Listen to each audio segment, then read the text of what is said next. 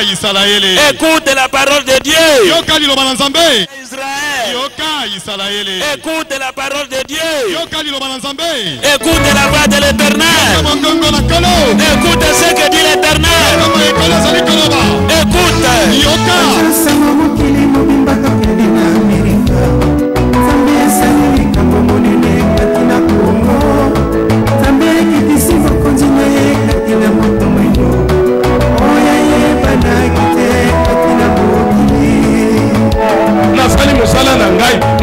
Nazala te mupalo na bino kombo nzambe ya sikatenda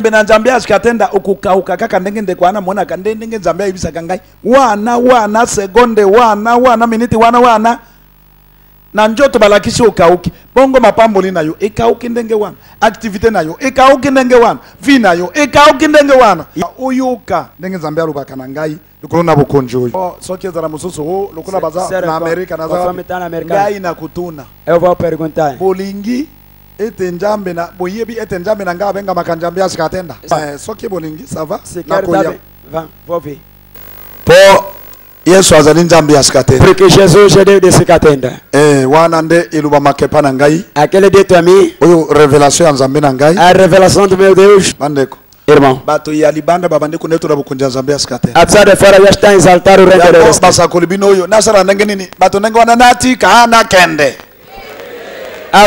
kasi soki oyoki oyayi bo changer nano likambo ya nzambe ya sikatenda elongwa boye elongwa ata yina milio kundima haleluya yobali na mwalimu wa Yesu Kristo utikia neno ni shida kolongola kombo ya nzambe ya sikatenda kutoa jina la Mungu wa sikatenda kundima yo na tulikuitike amen. Hata kama na mzambe yeye Mungu hata mtume wa Mungu Yesu anakuja na tuambia leo tangu leo bwana Kongo nzambe ile jina la Mungu asikatende tokotana yeye na misu ni nani tukamwangalia kwanza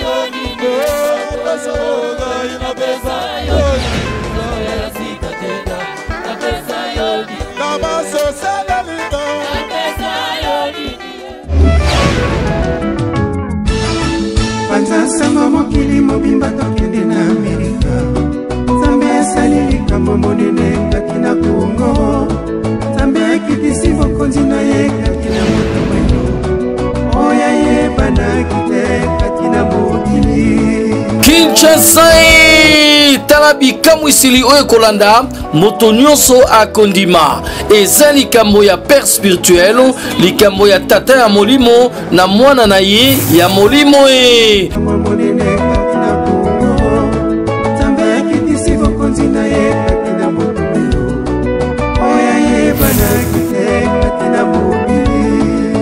Le l'église du Dieu créateur Jésus-Christ de Nazareth, Dieu de Sikatenda, organise 3 jours de campagne d'évangélisation et de guérison miracle.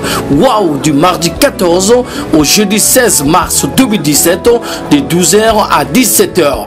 Qui vivra, verra. Alléluia.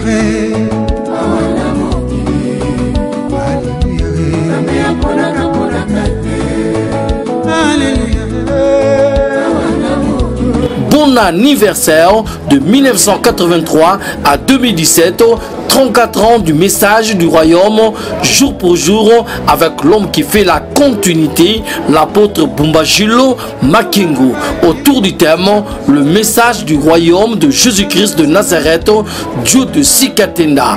Une seule adresse à la direction générale de l'église sur l'avenue Mini-Congo numéro 64 dans la commune d'Ingaba. Référence à les Champignons sur Kianza à Kinshasa, République démocratique du Congo, avec l'homme de Dieu, l'apôtre Bumbajilo Makengo, le représentant légal de l'église de Dieu créateur.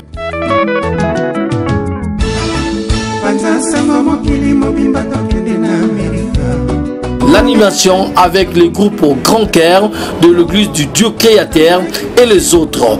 Boyi Malamu, Ekoninganae, Buka Monam, Buka Kwikila, Oyelongate, Elongate, Elongae.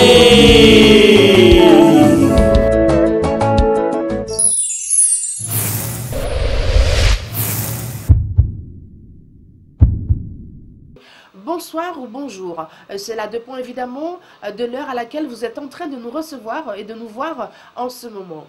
Eh bien aujourd'hui, l'Église du Dieu créateur dans son émission Jésus-Christ de Nazareth, le Dieu de Sikatenda, vous propose un bilan, une sorte de comparaison, une petite analyse autour d'un message, au regard de ce message reçu donc le 15 mars 1983 auprès d'un apôtre, Yadi Jacques Sikatenda, un homme congolais, un Africain, un noir. Il était en prière dans sa maison et il a vu la toiture de sa maison s'ouvrir et est apparu devant lui Jésus-Christ de Nazareth, tourbillonnant dans l'espace autour de lui en lui tendant les bras. Il était de blanc vêtu évidemment. Et lorsqu'il s'est adressé à lui, il appelait par 3 fois Sikatenda, Sikatenda, Sikatenda.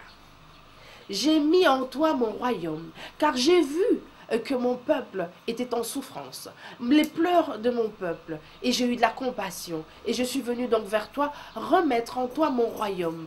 Et ce royaume sera super, super, super puissant. Et de ce royaume, nous allons retenir 3 choses. De pardon des péchés, nous allons donc y trouver des guérisons miraculeuses de toutes les formes de maladies, même les maladies les plus incurables qui existent dans le monde. Peu importe les noms donnés par les savants, par les scientifiques, par les médecins. Ensuite, vous aurez des bénédictions sur toutes les formes. Voilà donc ce message donné à l'apôtre Yadi Jacques Sikatenda par Jésus-Christ de Nazareth lui-même le 15 mars 1983. Eh bien, Yadi Jacques Sikatenda n'est plus de ce monde. Dieu l'a rappelé auprès de lui. Est-ce que ce message perdure? Est survenu après cet événement un autre événement. Cela s'appelle la continuité. De cette continuité, que pouvons-nous en déduire? Est-ce le même message? Est-ce qu'il y a une similitude entre la révélation de ce message donné le 15 mars 1983 à l'apôtre Yadi Jacques Sikatenda? Est-ce qu'il existe cette similitude entre ce message perçu et la continuité donnée à l'apôtre Jules Bumba Makengo? Nous allons donc faire cette étude de comparaison. Suivez.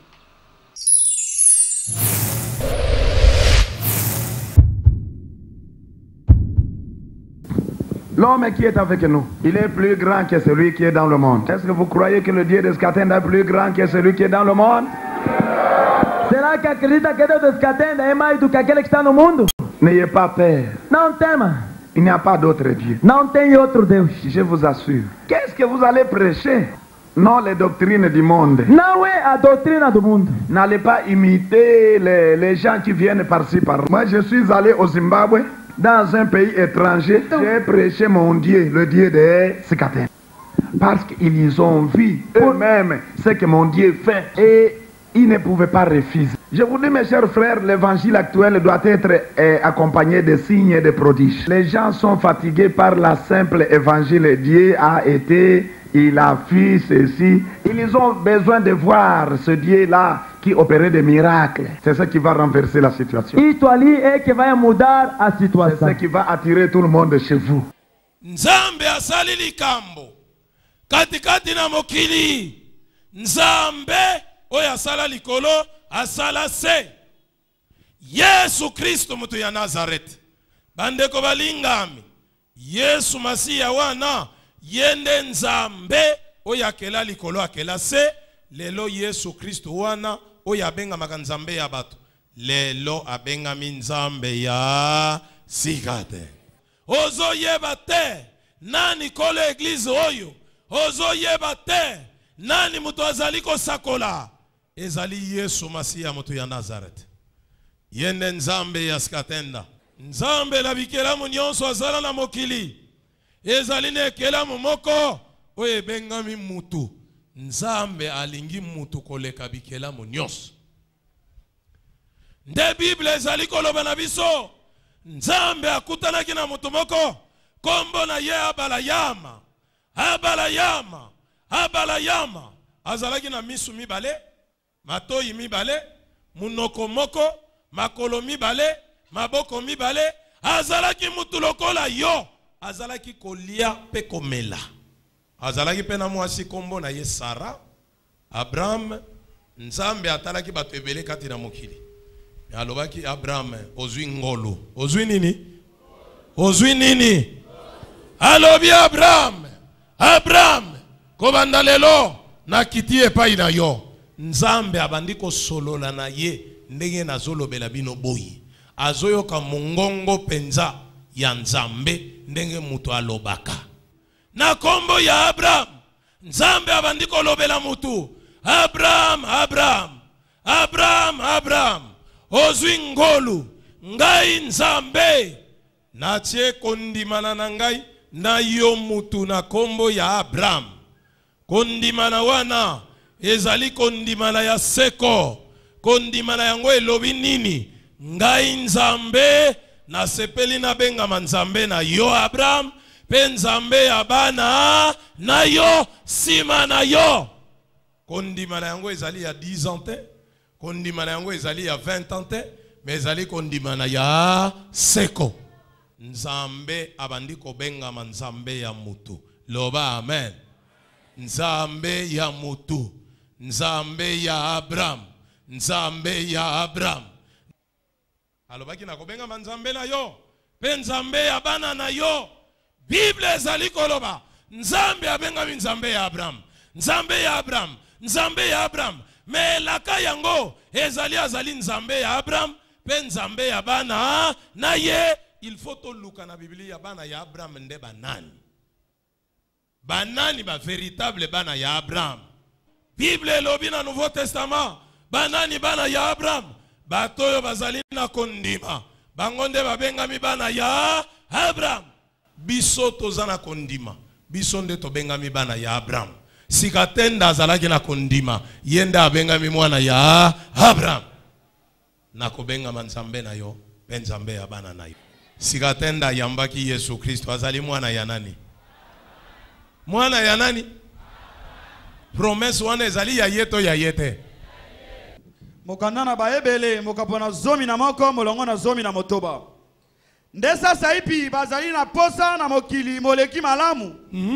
Yango kuna na likolo. Aha. Yango wana. Aha. Nzambe ayoki soni te ete abianga Nzambe na bango. Zongela wana yango wana. Yango wana. Yango wana. Nzambe ayoki soni te. Nzambe ayoki soni te. Ete abianga Nzambe na bango. Ete abenga Nzambe na biso. Biso banani. Biso banani. Biso bato. Biso banyama. Biso bandeke. Nzambe ayoki soni te. Abenga Nzambe na biso. Loba amen. Amen. Alléluia. Yesu azali mokeli. Oh, bomengo epesa meli biso. bomengo ezali kombo nzambe ya sikatenda baseki yo lelo lobi bakobetelo maboko. Amen. Bandimi yo te lelo lobi bakondima yo. Simba kombo nzambe ya sikatenda. Amen.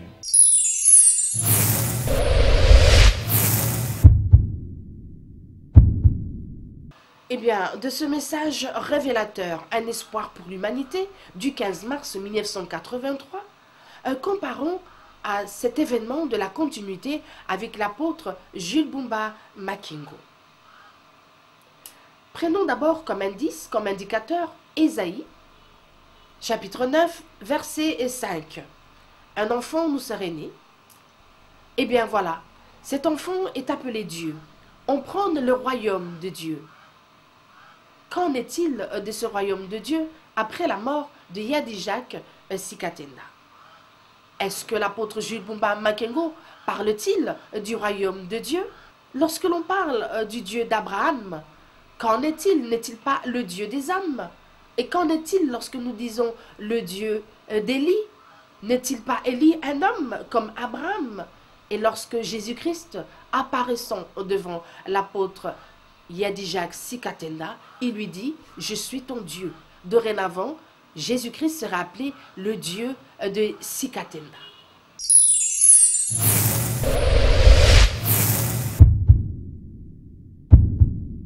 Apportez mon nom et allez prêcher avec ça. Vai pregar le conhece. Le nom de Dieu de Sikatenda. Au nom de Dieu de Sikatenda. Il ne vous fera jamais honte. Je vous disais que vous ferez une différence. Pour les gens qui entendent ces choses et qui vont les pratiquer, vous verrez la différence. Vocês vão ver a diferença. Mon Dieu va répondre directement à ceux qui ont cru à son nom. O meu Deus vai responder diretamente a todos que estão acreditar no seu nome. Je vous ai dit, même s'il y a des gens qui viennent de l'Amérique, eu vos dizer, mesmo um homem que vem da América, mon Dieu sera toujours là. Meu Deus estará sempre ali. Nzambe ayoki soni te ezaloza na Amerika, ezaloza na Europa, ezaloza na Oceania. Na Nouveau Testament balobi Nzambe ayoki soni te ya komibenga Nzambe ya biso bato. Loba amen. Loba amen. Amen. Lelo ayoki soni te ya komibenga Nzambe ya Sikatenda. Ganga na kombo ya Nzambe ya Sikatenda. Na kombo ya Nzambe ya Sikatenda. Soki mokili bakoyoka yango soni kasi ya yoki yango soni. Betela ye milolo. Kanga. Bakolito na mibale mokapona motoba molongo na zomi na motoba. Esambelo na Nzambe ezali na kondima na nini na bikeko. Nzambi bino bozali esambelo na Nzambe na bomoi. Bino bozali ndako ya Nzambe na bomoi. Pela moko Nzambe alobaki ete. Muto alobaki eza Nzambe eza Paul te. Ezali Matthieu te. Ezali Luka te. Nzambe alobaki ete. Nakofanda. Nakofanda. Pena kotambola kati na bino. Pena kotambola kati na bino. Nakozala Nzambe na bino. Nakozala Nzambe ya bino bato. Pe bino bokozala bato na ngai. Bino bokozala bana na ngai beta milolo. Owanga na Nzambe ya Sikatenda te. Neto la Nzambe ya Sikatenda bisika nyos. Beta milolo. Tala o yanga baji yangon. Baji na nga yangon. Tata na nga ya molimo yewan. O nde suka na baji. Oyo monda nzie bazotala wana nani wana tipo. Oyo muto oyo Nzambe abenga mi Nzambe na ye.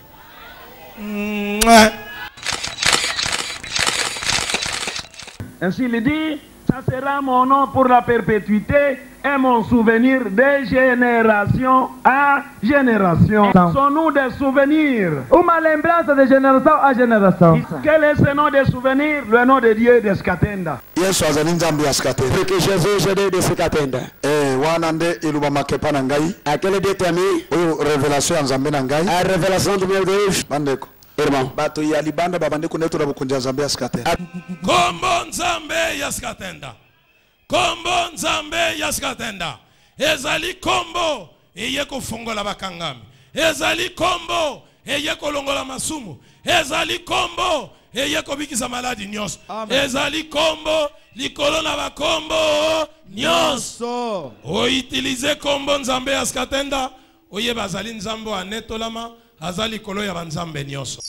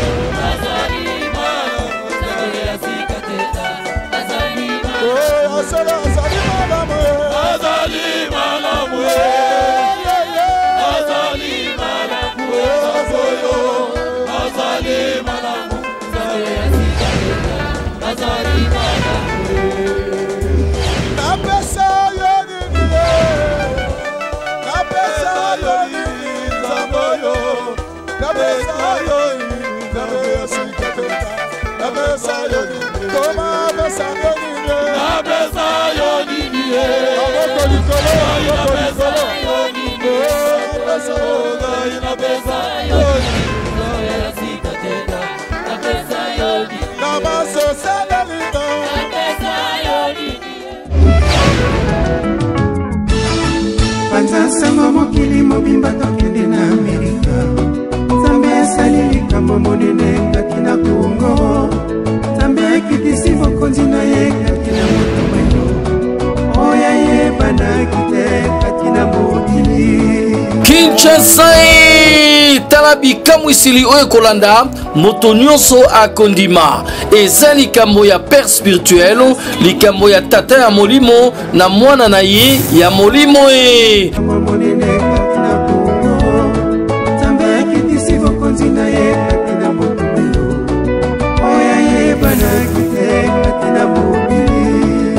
L'église du Dieu créateur, Jésus-Christ de Nazareth, Dieu de Sikatenda, organise 3 jours de campagne d'évangélisation et de guérison miracle. Waouh, du mardi 14 au jeudi 16 mars 2017, de 12h à 17h. Qui vivra, verra. Alléluia.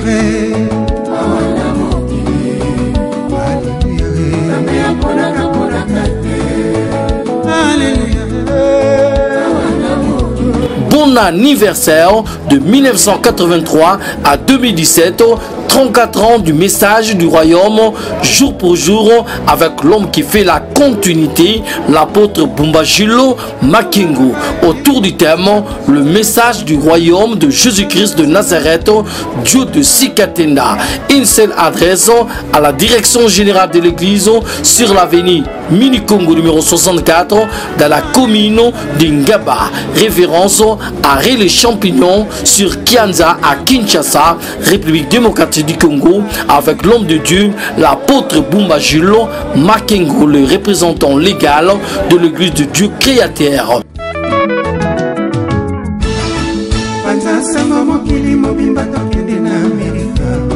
L'animation avec les groupes au grand cœur de l'église du Dieu créateur et les autres. Boyi Malamu, Ekoninganae, Buka Monam, Buka Kwikila, Oyelongate, Elongate, Elongae.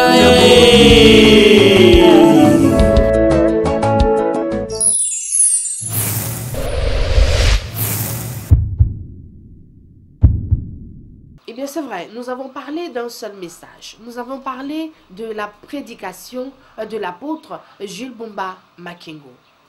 Nous avons parlé de ce qu'a dit dans ce message Jésus-Christ de Nazareth. Il s'est appelé le Dieu des Sikatenda. Il est Dieu des hommes. Suivons un extrait de la prédication de ces deux personnes. L'un est appelé le père spirituel, l'autre est appelé le fils spirituel. Est-ce qu'il existe une connexion entre ces deux personnes? Suivons.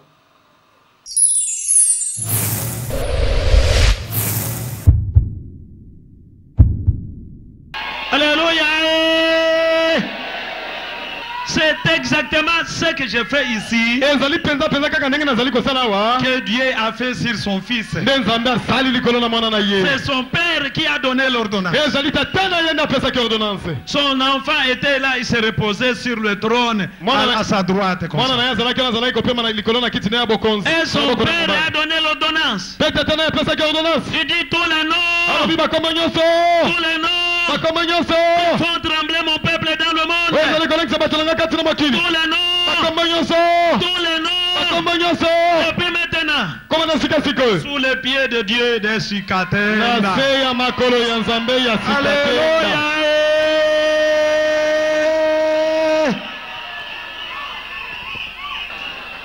Nalingi batu ya sika skoyo. Batelema. Batu nyonso ya sika. Nyonso ya sika. Oyo bayi batu ya sika. Loba eloko nini oyaki na yangu ezo bangisa yo. Loba na munoko na yo kaka. Loba. Banda na tatawa. Tata. Tata loba. Loba gadi kambo mawoko ezo bangisa yo. Maladi ya miso. Ondimiete ya wachanyati yango. Oyo kandenge na zolo ba makanisi na weza na libanda te. Nazo sala théâtre te nzambe ndi azo travailler.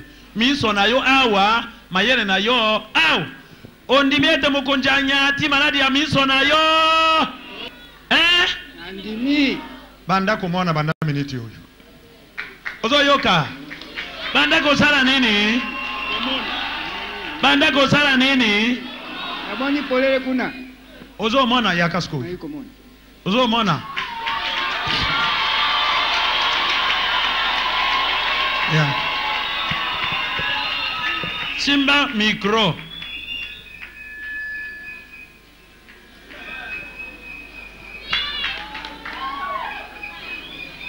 Simba yango. Simba micro. Simba lobako nanga. Oyo lobako oyo. Tika microscope. Lobako oyo nazo ningi. Simba yango oyo nazo ningi. Simba yango na maboko nayo. Simba. Landa o simba yango kaka.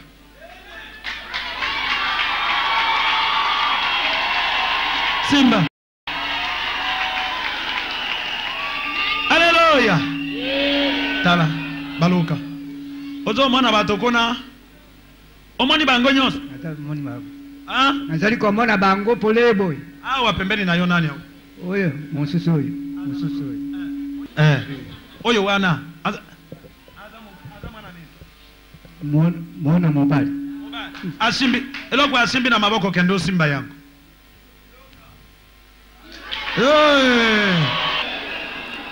Mama wana munene azana kitambala ya mwindo loba. Ni eloko nini yaki na yangu ezo bangisa kayo? Limatisme. Oyebi ete njambi achanya ati yango nenge na nyati biloko yawa. Bima wana utambula mbango. Loba meshi njambi asikatenda. Kendo mbango. Meshi njambi asikatenda. Nani abiki? Oya abiki pusana yaka. Oya abiki tatolai. Kembo lokumo ezali aye. Oyaki na pasi nini papa si mamoto na nzambe ko bondela sikoyo kinengeni. Na yaki na pasi ya misu. Misu nanga na mona kamalamu te na yoka ka pasi ter nyonso. Banda mutu na nzambe bondeli. Misu nanga yango na fungoli na zo ka très bien na zo mona pe très. Ozo mona bien. Très bien. Betela nzambe asikatenda. Milolo. Mama oyaki na pasi nini si mamoto na nzambe ko bondela yo kinengeni. Na yaki na pasi vraiment na ko kotambola te basi mangai. Na lokolo na makolo. Les Mutanzamba lobi kakabuye na moni changement ekoti obandi kotambola yo moko tambola nano betela nzambe asikatenda milolo beta bigelegele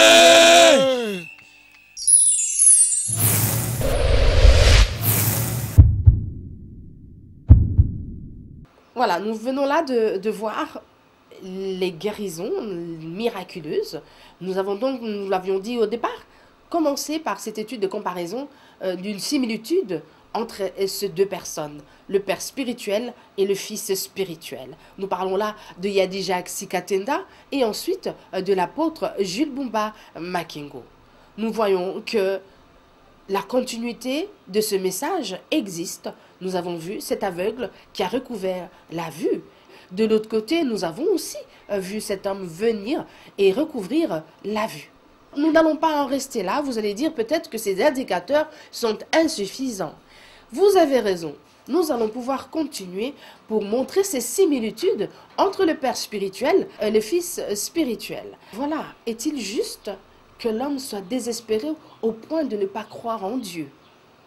Ce sont des questions certainement que vous vous êtes posées pendant que nous sommes en train de vous présenter quelques faits, quelques indices, quelques indicateurs pour faire notre comparaison. Eh bien, nous n'allons pas en rester là. Nous allons poursuivre car nous sommes curieux, n'est-ce pas? Nous allons poursuivre parce que nous allons voir une personne souffrant de dépression mentale, voire la folie, être guérie. D'un côté, nous avons l'apôtre Yadijak Sikatenda, qui, après avoir prié un certain dimanche, cette personne atteinte de folie, et le dimanche prochain, cette personne est guérie. Ensuite, de l'autre côté, nous allons vivre cette même guérison, mais à l'instant. Une guérison du tic au tac. Rappelez-vous, mais avant, suivons d'abord comment cela s'est passé. Et nous allons faire cette étude ensemble de comparaison avec nos deux indices. Suivez.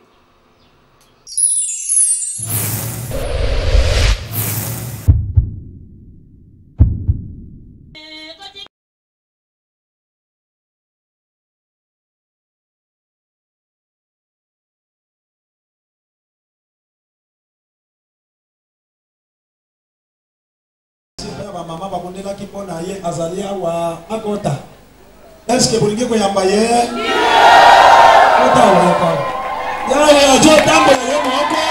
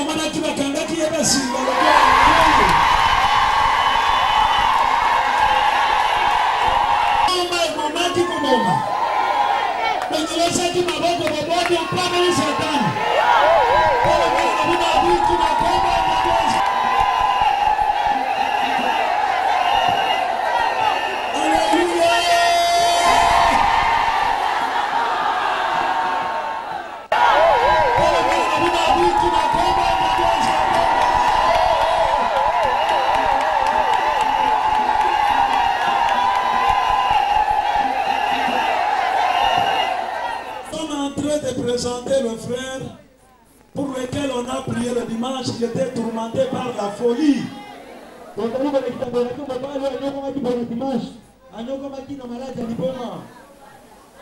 Et il était ligoté, enchaîné.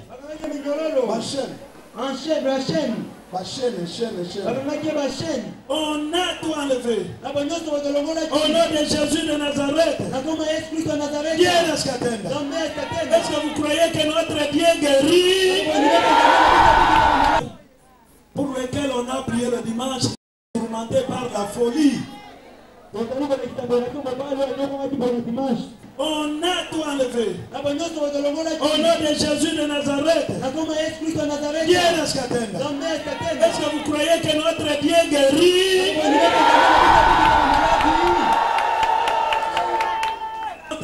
Notre frère va dire quelques mots. Dans ma vie telle que je suis ici, je suis maître dans la discipline judoka. Ah, elle fait le judo. Maître dans la discipline judoka. Ok. Maintenant, tu reconnais que Jésus t'a guéri? Oui, je le reconnais. Amen. Il peut partir. Que Dieu te bénisse encore. Voilà. Voilà.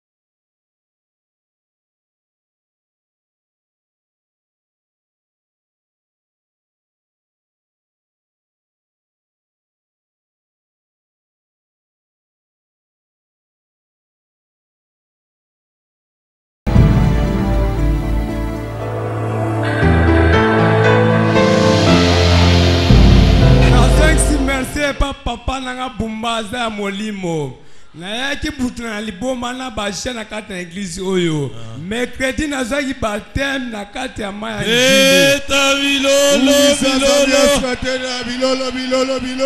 elonga te elonga tala na maboko ndeko matisa chemise wana tala bapota na maboko bazaki okanga ye ba chaîne tala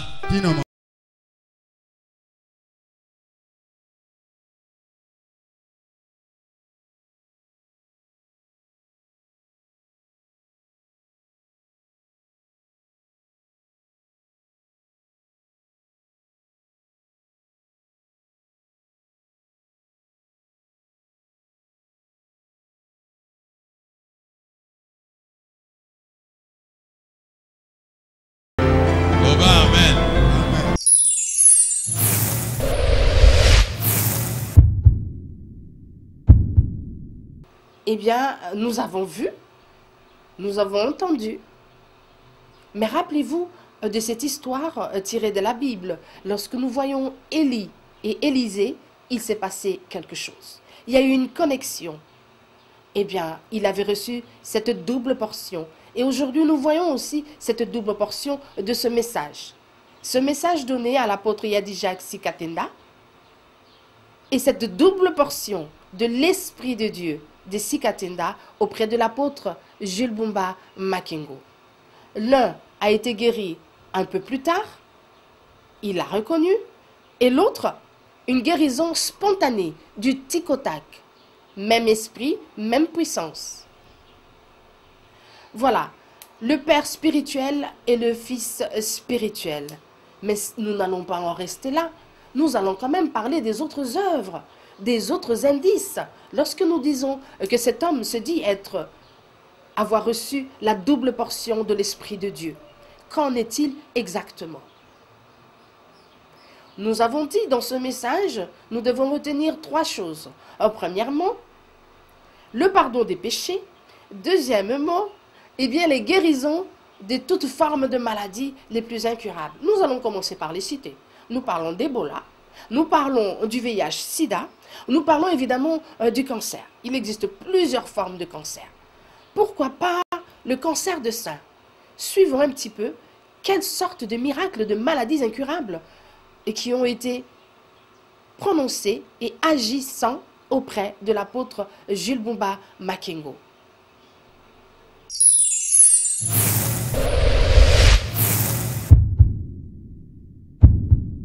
Okumisa monene nzamba sikatenda o asalelinga nazaki na problème na 200.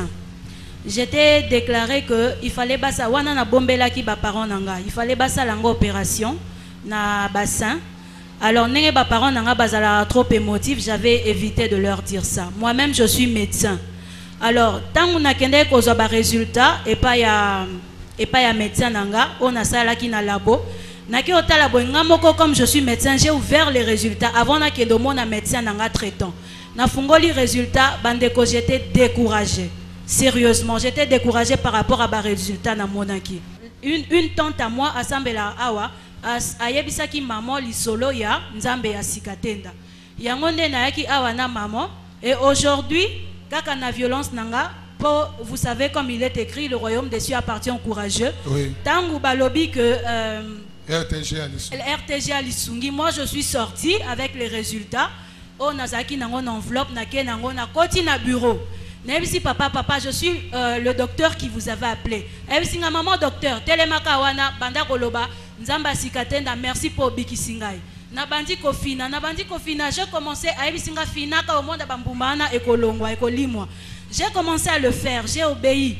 J'ai commencé à le faire. Ebisinga longola kimunganga na onyoso na mutu. Ne crois pas que ici tu n'es pas médecin mais nzimela nzambe wana sikatenda zobikisa yo. Amen. Na continue kofina bandeko. Chose grave, chose étonnante. Elimwe. Yo.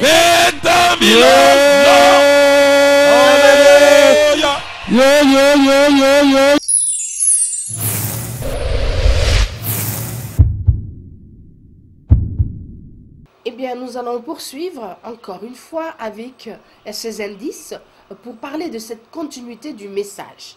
Si ce message n'avait pas existé, nous ne parlions pas de la continuité de ce message. Après la disparition, la mort de l'apôtre Yadi Jacques Sikatenda, eh bien Dieu s'est manifesté à nouveau auprès de l'apôtre Jules Bumba Makengo. Et cet événement est survenu. D'un coup, nous parlons de la continuité de ce message. Ce message qui perdure et qui perdure. Nous parlons des guérisons miraculeuses, évidemment. Nous parlons de ces guérisons qui sortent de l'incroyable, mais qui soient vraies. Eh bien, vivons ensemble ces guérisons, justement, qui sortent de l'ordinaire, puisqu'il s'agit du sida, le fléau du siècle, cette maladie incurable dont on ne peut guérir. Et oui, regardons ce que Dieu peut faire.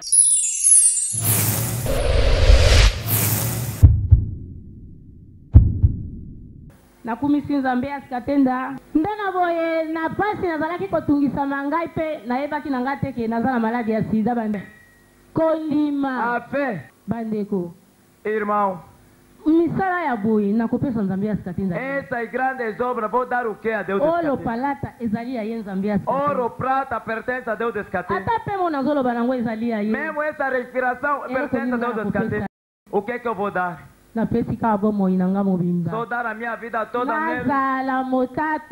internacional. Para ser o pregador internacional. Falei e estou a confirmar. Internacional. É vitória. Bandeko aleluia. Yesu azali mokeli. Na pesi binombote na kombo nzamba asikatenda. Amen. Naye kokumisa munene nzamba asikatenda abakisi nga mbula moko na mbula oyo nazalaki nango nakumisi ye pamba te bandeko na ngai nazalaki ebembe nakotaka awa mikuwa bato babandaki komona ngai babandaki koloba o lobi akokoma te nazalaka na maladi ya sida ndeko na ngai kotelema liboso kotatola nakumisa Nzambe Asikatenda pamba te mpo nazalaka na somo na o asalela ngai yango namonaka eloko kopesa ye te mpo ntango maladi ezwaki ngai eyokaki nga soni te yango nga mpe nalobaki na kolemba te konetola kombo Nzambe ya Asikatenda kokumisa ye yango na ye kokumisa pe lisusu Nzambe Asikatenda ndenge abikisanga na maladi ya sida o elonga te elonga betela Nzambe Asikatenda bilolo Nzambe ya solution Yesu azali mokele. Na remercier papa nga mutu na déranger ki ozali na voyage na bengaki o mingi mpo na ngai na mwana noki bandeko nde bomoni ngai awa nazalaki kobela maladi oyo ebikaka te mais banda na ye sida maladi oyo ebikaka te sida oyebi Yesu asekwisaki bakufi oyo asekwisi nga aza Jésus Christ kati na toma na ye bumba amen mutu aboye pama tosimba ye makasi tosimba ye makasi tata mololo ya bien moto ya memi lisekwa kati na ye sida yo moko to na mwana pe sida mwana mususu eza kotona yo mama yaki ye moko sida mwana pe sida oyo nauti kozala mama yembo oyo nasalisaki na bamaser eza epai nyonso naza na yango sida epai ya mama eza te epai ya mwana pe eza te bango nyonso bazongi noma Nzambe Asikatenda bilolo mama ayaki awa ya kolela ayaki azolela eske nga na kobika libondeli ya botinda bi na Nzambe mama abiki na sida mwana mpe abiki na sida makila na bango epetolami betelakela bilolo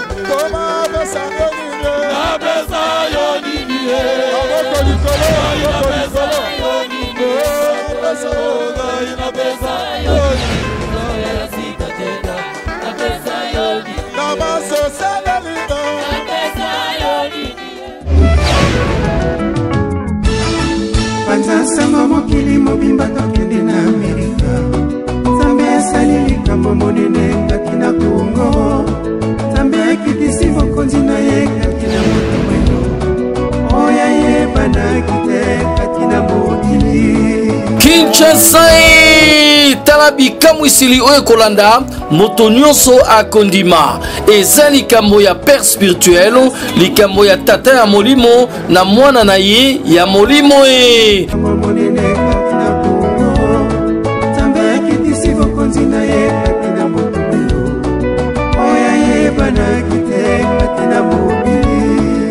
L'église du Dieu créateur, Jésus-Christ de Nazareth, Dieu de Sikatenda, organise 3 jours de campagne d'évangélisation et de guérison miracle. Waouh, du mardi 14 au jeudi 16 mars 2017, de 12h à 17h. Qui vivra, verra. Alléluia.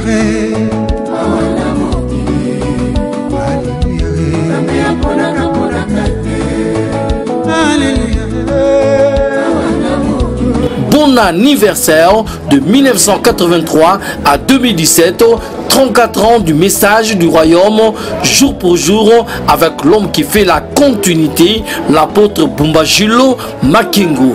Autour du thème, le message du royaume de Jésus-Christ de Nazareth, Dieu de Sikatenda.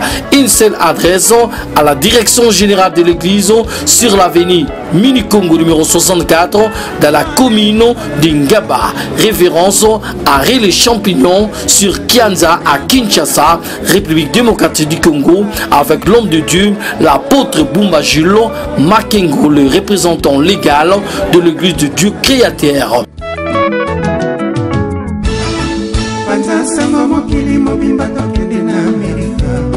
L'animation avec les groupes au Grand Cœur de l'église du Dieu créateur et les autres.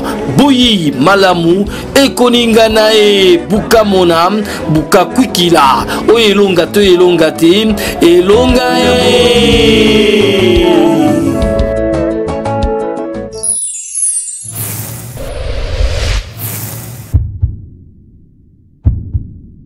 Eh bien oui, il s'agissait donc de cette guérison spectaculaire, non, mais miraculeuse, cette guérison de la création que Dieu a opérée, le Dieu de Sikatenda, auprès de ces personnes. Il n'avait pas de sexe ni d'organes sexuels. Et ces organes ont été recréés par le Dieu de Sikatenda à travers l'apôtre Jules Bumba Makengo. Ils sont nombreuses ces personnes qui ont trouvé des sortes de guérisons. Nous parlons des personnes transgenres. Devrait-on corriger Dieu? Et là, du coup, le miracle s'opère. Ces personnes sont opérées, sont guéries, sont transformées. Les uns sont des hommes qui n'avaient pas de testicules, qui ont eu à voir apparaître du coup leurs testicules. Même les opérations chirurgicales n'ont rien pu faire. Et là, le miracle s'opère. Paf, voilà.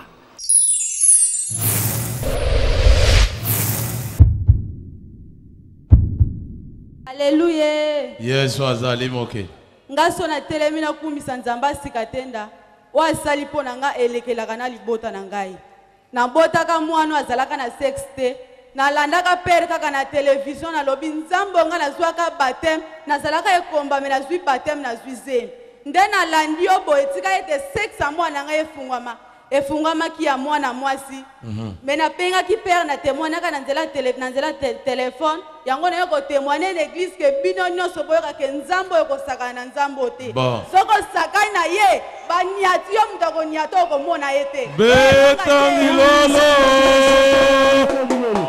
Chama to yoyoka. Zela mama zela. Zela. Oyoka. Kobondela moto na musika na kombo ya Nzambe ya Sikatenda. Oyo akomi 4e personne. Oyo mususu ayaka ya liboso 9 ans soki 8 ans. Awa tozolo bakomi na kanisa na 10 ans. Mwana ya liboso. Ya mibale oyo ayaka azana ba testicule te. Kobondela na kombo ya Nzambe ya Sikatenda, Nzambe a créé ba testicule. Ya misato mwana moko ya muke abotamaka wa na Saint Joseph. Kobondela Nzambe ya Sikatenda a créé ye mwana mwasi. Ya minei sero yoboyebi ayaka ya 18 ans. Muto akokisi 18 ans, mwa lidusu muke ya masuba. Olanda malamu. Ba témoignage ya awa. Beta milolo milolo. Tala bebe kitoko yeyo. Mwana azalaki na sexe te. Sikoyo muto oboti azana sexe te. Okozala na kimia.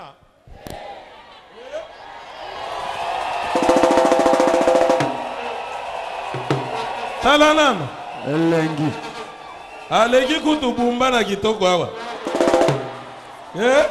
atuti kazaka awa na sapato na makolo moniere nde ezangi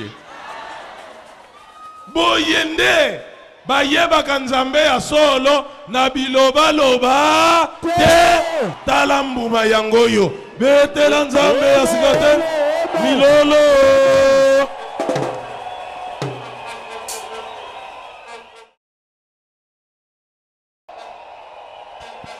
Amen.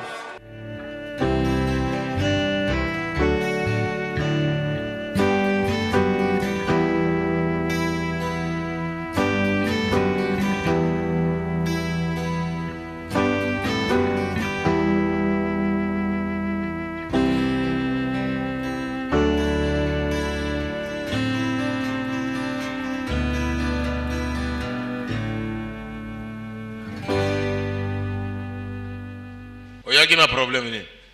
Nayaki na koko nanga oyo autaki mboka batindaki ye awe pa nanga. Ayaki na azalaki ndenge ni.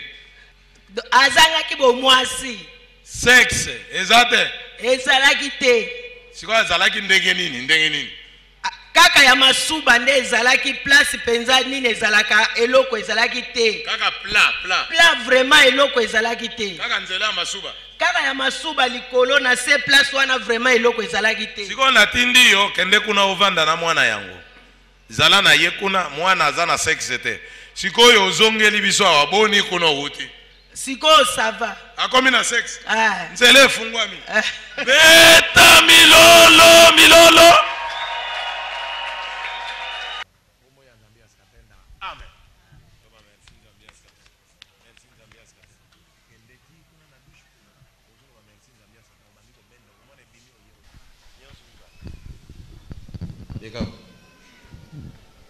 Chamato yolanda malamu. Dieu créateur. Amen. Ndeko uti wapi? Na uti Ikwiti. Ikwiti. Ah. Oyagi na problème nini obotama ndenge nini? Boyo chamato yi. Na botama bilo na biso ase amibale ezalaka te. Testicule ya azalaka na ba testicule te. Ozana mbula bon? Azana 31. Na bondeli yo sikoyo ngai nalobi kende na douche. Nzambe ya Skatenda zo créer ba testicule. Boni yo uti kuna. Ebemi. Beta milolo.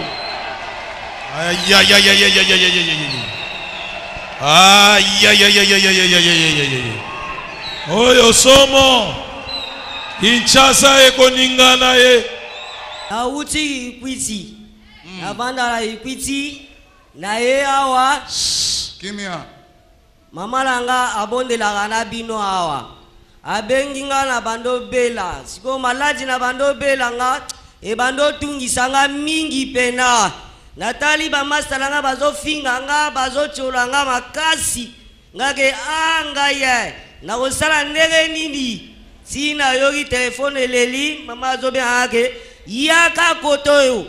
Na ye koto na futi tike banda Ikwiti ti awala kisasa. Ayo memanga awa na église. Na ebisere yo memanga l'hôpital to memanga na église ke to kende salana konjima okobika talaki jeudi. Na ye awa na salaki na teskilite. Na ye awa Limbisa papa. Deko auti na Kikwit. Azana age Kimia, azana age ya 31 ans. Banda botama azana testicule oyo mibali bazalaka na ngote. Ndeli kamba futa kitike na Kikwit ya yawa mama na ye moto abengaki ye. Toyeba ko supporter bato nyonso selon langage bazali na yango. Sikoyo na ye awa jeudi na ke papa abondeli pona nga ayebisinga ke kende kuna. Na ke kuna na dushi na ke tala boye bilo wane zongi.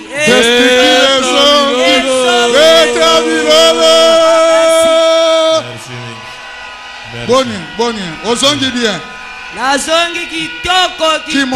Kimobali na yo zongi bien. Kimobali na nga zongi. Kitoko. Bete la kola bilolo. Alléluia. 31 ans souffrance. Zambe ya boya so sala to so sala te. Toma bumba beta to lozana nzambe to azana nzambe te. Bete bilolo. Omona yango na église nini? Omona yango na lingomba nini? Omona yango na mboka nini? Kaka na Dieu que ya terre. Ini c'est l'adresse. Mini Congo 64 na commune Ngaba. epai ya nzambe mokeli nzambe ya sikatenda oyo azali kosala mosala na ye kati na toma na ye bumba makengo jile beta lisusu milolo.